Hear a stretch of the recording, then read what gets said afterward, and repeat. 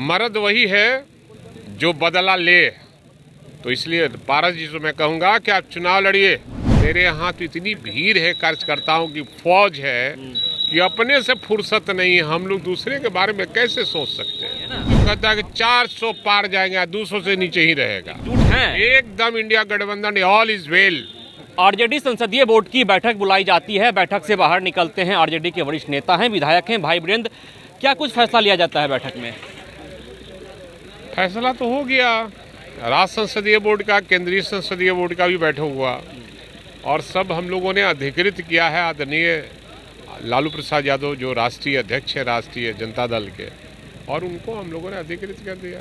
RJD का फैसला लेने के लिए या महागठबंधन? नहीं, महागठबंधन में बात करने के लिए बात तो हो चुकी है।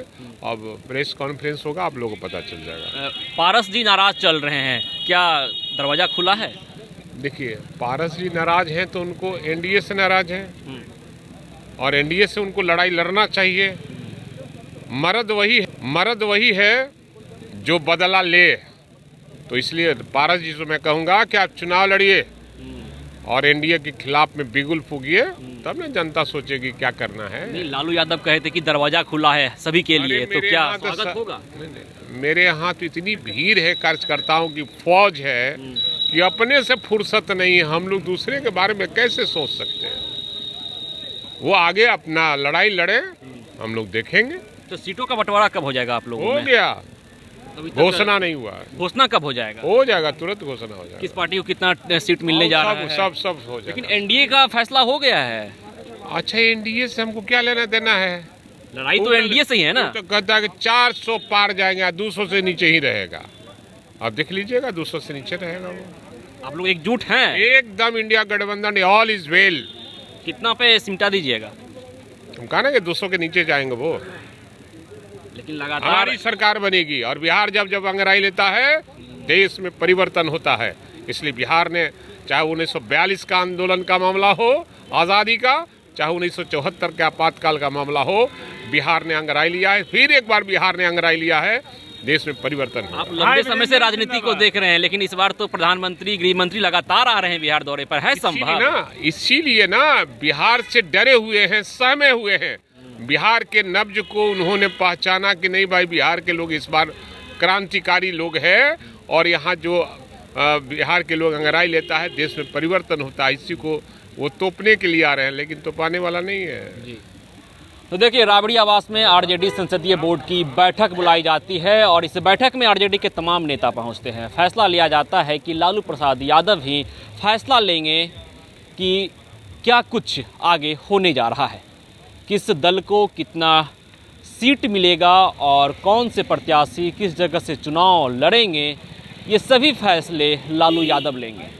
और भाई वीरेंद्र ने साफ तौर पे कह दिया है कि पारस अगर नाराज़ चल रहे हैं तो उनकी नाराज़गी एनडीए से है, तो वो फैसला एनडीए से करे। हमें खुद से फुर्सत नहीं है, हम दूसरे के बारे में नहीं सोचते हैं। लेकिन लालू यादव ने इसके पहले कहा था कि आरजेडी का दरवाज़ा सभी के लिए खुला है। तो देखना दिलचस्प रहता है कि आगे की कहानी क्या कुछ निकल कर सामने आती है, क्योंकि पशुपति कुमार पारस का पत्ता एक तरह से साफ हो चुका है।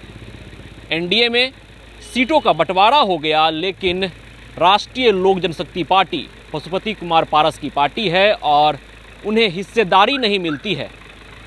चिराग पासवान को 5 सीट मिलता है, उपेंद्र कुशवाहा को 1 सीट, जीतन राम मांझी को 1 सीट, जदयू को 16 सीट और बीजेपी को 17 सीट। लेकिन पारस को हिस्सेदारी नहीं मिलती है।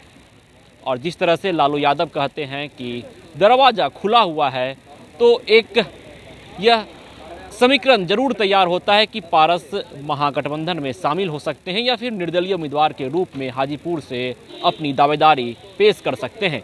क्योंकि पशुपति कुमार पारस की पार्टी की ओर से यह बयान लगातार जारी किया जा रहा है कि हम हाजीपुर सीट से चुनाव लड़ेंगे और ज़रूर लड़ेंगे। तो देखना दिलचस्प रहता है कि आगे बिहार की राजनीति किस ओर रुख करती है।